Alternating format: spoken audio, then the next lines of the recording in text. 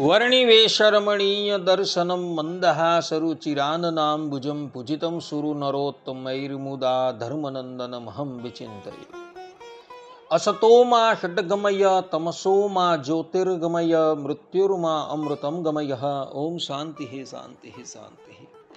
अस्मद्गुरु समारंभां नाथयामून मध्यमां लक्ष्मी वल्लभ पर्यंतां वंदे गुरु परंपरा।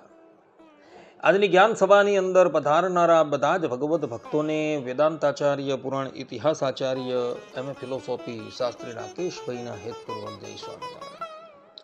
એક ભગવત ભક્તોએ મને પ્રશ્ન કર્યો કે શાસ્ત્રીજી, શંખ કોનાથી ન વગાડાય તથા કોનાથી વગાડાય એ સંબંધમાં શાસ્ત્રોમાં કંઈક નિર્ણય કરવામાં આવેલો છે?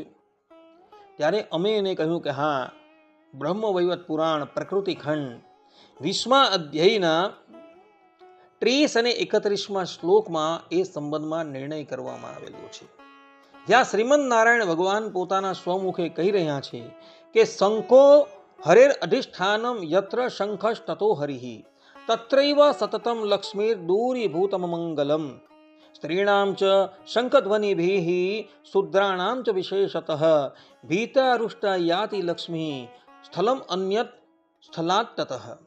अर्थात ये शंख में नित्य श्री हरि अधिष्ठित रहते हैं। जहाँ शंख है वहाँ हरि विद्यमान रहते हैं, वहाँ नित्य लक्ष्मी का भी निवास रहता है, वहाँ कोई अमंगल नहीं होता। तथापि शूद्र तथा नारी द्वारा बजाए गए शंख की ध्वनि सुनकर लक्ष्मी भयभीत होकर वहाँ से अन्यत्र चली जाती है। आ प्रमाणे जे स्थान पर शंख विराजमान छे ત્યાં લક્ષ્મી નારાયણ અખંડ નિવાસ કરીને રહે છે, ત્યાં કોઈ પણ અમંગલ થતું નથી। પરંતુ સ્ત્રીઓએ તથા શૂદ્રોએ ક્યારેય પણ શંખ વગાડવો જોઈએ નહીં, એવું શ્રીમદ નારાયણ ભગવાન અહીં કહી રહ્યા છે। જે ઘરની અંદર સ્ત્રી શંખ વગાડે છે તથા ચતુર્થ આશ્રમને ત્યાં શંખ વાગે છે, ત્યાંથી લક્ષ્મીજી દૂર થઈ જાય છે। શાસ્ત્રોકારોએ જે વાત કહેલી છે એ વાત આપણે અવશ્ય માનવાની છે, કારણ કે બધી વસ્તુમાં તર્ક નથી હોતા। જે વસ્તુનો નિષેધ કરેલો છે તે વસ્તુ ક્યારેય પણ કરવી જોઈએ નહીં, એ સિદ્ધાંતવાદ છે।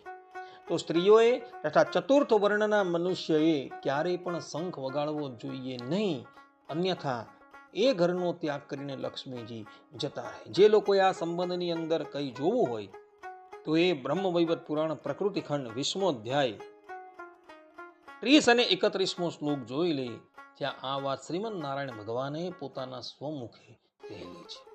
માટે બ્રાહ્મણ છે, ક્ષત્રિય છે, વૈશ્ય છે, અને એ ત્રણમાં પણ જે લોકોએ યજ્ઞોપવિત ધારણ કરેલું છે તે લોકોએ શંખ વગાડવાનો છે, બીજાએ શંખ વગાડવાનો નથી। સ્ત્રીઓએ તથા ચતુર્થ વર્ણના મનુષ્યએ તો શંખ વગાડવાનો જ નથી, એવું શ્રીમદ નારાયણ ભગવાન અહીં કહી રહ્યા છે। આટલું કહીને હું મારા પ્રવચન અહીં વિરામ આપું છું। સર્વે સંતુ નિરામયઃ, સર્વે સુખીનો ભવંતુ, સર્વે ભદ્રાણિ પશ્યન્તુ, મા કશ્ચિત દુઃખ ભાગ ભવેદ અસ્તુ। જય સ્વામિનારાયણ।